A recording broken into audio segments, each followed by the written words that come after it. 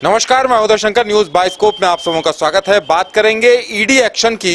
तो ईडी ने जेल के सुप्रिंटेंडेंट हमीद अख्तर, जेलर नसीम और बड़ा बाबू दानिश को तलब किया है और पूछताछ के लिए ईडी दफ्तर बुलाया है, जिसमें से बड़ा बाबू दानिश को बुलाया गया। दानिश से पूछताछ हुई है। लंबे लगभग 7-8 घंटों तक ईडी के अधिकारियों ने पूछताछ की है और इनके ऊपर आरोप यह है कि जेल में कुछ ऐसे लोग बंद हैं जो आरोपी हैं घोटाले के। ईडी में जो हवाला मामला आया है और कई तरह के मामले आए हैं, उनके आरोपी हैं। उनकी तरफ से ईडी के अधिकारियों को फंसाने की साजिश रची गई है और उसमें कहीं न कहीं इन अधिकारियों का इन्वॉल्वमेंट है या इन अधिकारियों ने ऐसे लोगों से मुलाकात की छूट दी है ताकि वो ऐसे कृत्यों को अंजाम दे सके। और ईडी ने छापा मारा था और इसी क्रम में कुछ सबूत भी मिले हैं और अब पूछताछ का सिलसिला शुरू हो चुका है। हमारे साथ संवाददाता मदन है।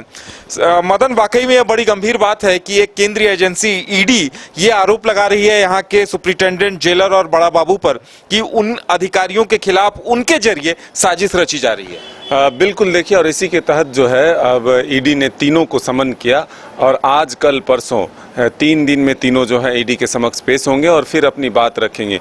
अब यही सबसे बड़ी बात है कि जो आरोप लगे हैं, चाहे वो क्लर्क हो या फिर जेल के सुप्रिंटेंडेंट हो या फिर जेल के अधीक्षक हो, अब आज जो पूछताछ हुई है, क्या वो सारे राज दानिश ने ईडी के सामने रख दिए, जिसकी तलाश थी, जिसकी खोज थी ईडी को।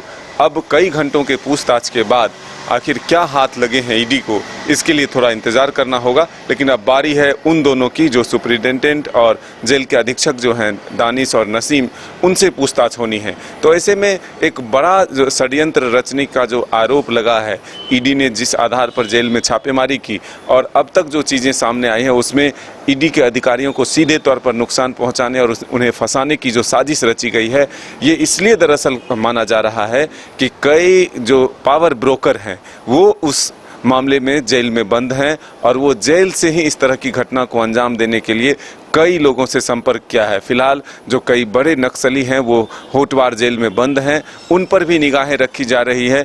नक्सलियों से सहयोग लेने की बात सामने आई और ये भी बातें सामने आई कि नक्सलियों ने ईडी पर हमले से मना कर दिया। कुछ महिलाओं की भी बातचीत आई थी कि महिलाओं के माध्यम से भी ईडी के अफसरों को बदनाम करने की, उन्हें फंसाने की कोशिश की जाएगी। तो ये तमाम षड्यंत्र जो जेल से रचा जा रहा है, उस पर शिकंजा लगाने के लिए या शिकंजा कसने के लिए यह कोशिश की गई है। ईडी ने तीनों अधिकारियों को समन किया है। अब पूछताछ का सिलसिला शुरू हो चुका है। आज जो क्लर्क हैं दानिश, वो पहुंचे थे ईडी कार्यालय, कई घंटों की पूछताछ हुई है। कल जब सुप्रिंटेंडेंट पहुंचेंगे और परसों जब जेल के अधीक्षक पहुंचेंगे, उसके बाद क्रॉस चेक होगा कि आखिर तीनों के जो जवाब हैं वो क्या मिल रहे हैं या फिर अलग अलग हैं, या जो जिन व्यक्तियों पर ये आरोप लग रहा है कि उनके इशारे पर ये किया गया है, तो क्या उन पर भी शिकंजा ईडी कसेगी, ये आने वाला वक्त बताएगा। कई और नाम जुड़ते हैं या फिर इन तीनों अधिकारियों में से किसी एक पर जो है सख्ती से कार्रवाई या फिर तीनों के ऊपर सख्ती से कार्रवाई होती है। देखिए मदन, जो अभी तक सूत्रों के हवाले से जो जानकारी सामने आई है कि जेल में पावर ब्रोकर के तौर पर प्रेम प्रकाश हैं, पंकज मिश्रा हैं, पूजा सिंघल के सीए सुमन हैं, आईएएस छवि रंजन है, ऐसे और कई नाम है। जो इंजीनियर थे उनका क्या नाम है, जो वीरेंद्र राम है, उनके भी कुछ लोग हैं। तो ये तमाम लोग जेल में बंद हैं और बताया ये जा रहा है कि ईडी के अधिकारियों को कई तरह के प्रलोभन दिए गए थे, लेकिन इसके बावजूद जब ईडी के अधिकारी ट्रैप में नहीं आए तो सूत्रों के हवाले से हालांकि ये जानकारी मिल रही है कि जो ये तमाम लोग जेल में बंद हैं, जो ईडी के अधिकारियों पर